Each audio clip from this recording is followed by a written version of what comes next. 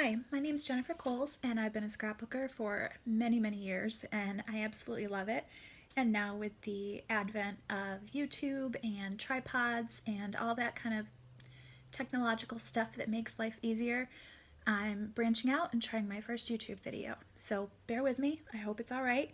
So let's get going. I'm a member at Big Picture Classes, and one of my favorite artists is Paige Evans. She just has such a gift with paper crafting and scrapbook pages. I love absolutely everything she does. So this morning I watched one of her classes. It was Paige Evans round 6. That's how popular she is. She's been able to do, this is her 6th round of classes with Big Picture Classes. And she did a fantastic layout using leftover thickers. I'm sure we all have that problem of having way too many thickers and letters that are never going to be used. I mean, how many times do you use a Q or an X in your layout? Probably not very often.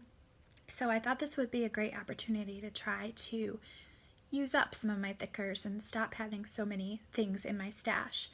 So I started, as I always do, with choosing the picture that I wanted to highlight. And I chose this picture right here. This is my adorable niece. Her name is Haley. She's 14. And we recently went to New York City for the first time. It wasn't my first trip, but it was hers. So I want to do a scrapbook that highlights everything that we did while we were in the city.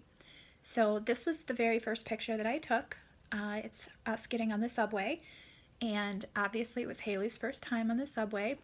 And although I've been on the subway many times before, I'm certainly no expert. But anyway, here she is, all excited and smiling. She loves to do the silly smile.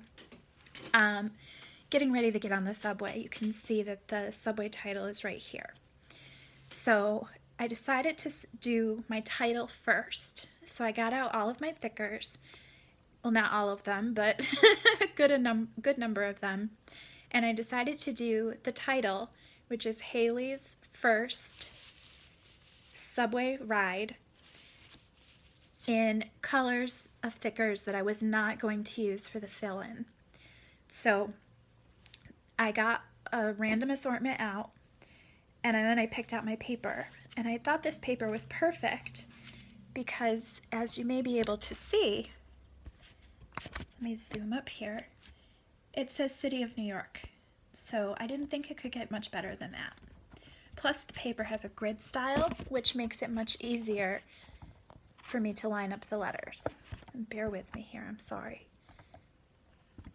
These tripods are not as easy to use as I had hoped. So anyway, the first thing I did was take out the primary colors that I wanted to use for the title.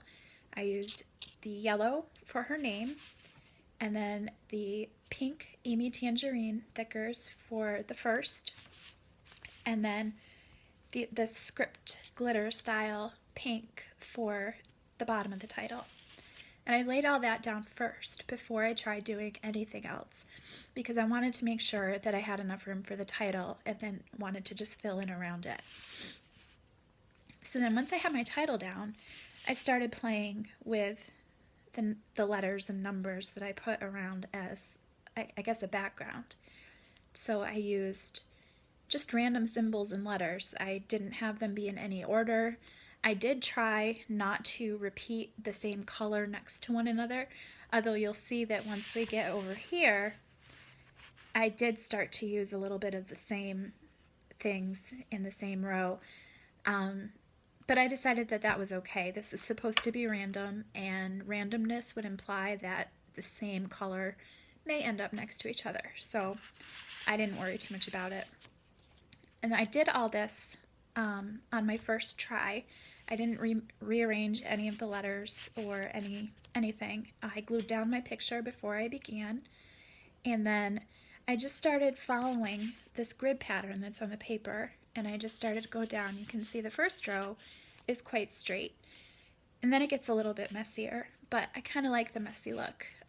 The subway isn't the cleanest place in the world, so why does my layout need to be? And I decided that this picture was a good illustration of the subway to use with these random thickers, because there's so many numbers and letters that are used on the subway for tracks and roots and all that kind of thing. So I thought that this was appropriate for that. That said, my layout looks absolutely nothing like Paige Evans' layout. She did a beautiful circle layout where she framed her photo in concentric circles of thickers. And it turned out absolutely beautiful. But I'm one of those people who can't do exactly what the instructor does. I need to do my own thing. So this is what happened. I highly recommend using some kind of gridded paper. It makes it much easier to keep your letters lined up and a little cleaner looking. I'm really happy with how this turned out. When I was done, I thought the layout still looked like it needed a little something, so I took this cute little embellishment and added it to the page. And I think it looks really nice. I'm really happy with how the page turned out, even though it's nothing like Paige Evans, but she gave me the inspiration to create this layout in the first place. So that's the end of my first video. I hope you enjoyed it. Please be patient with me. I hope I'll get better as I keep going. Thanks very much for watching. Bye!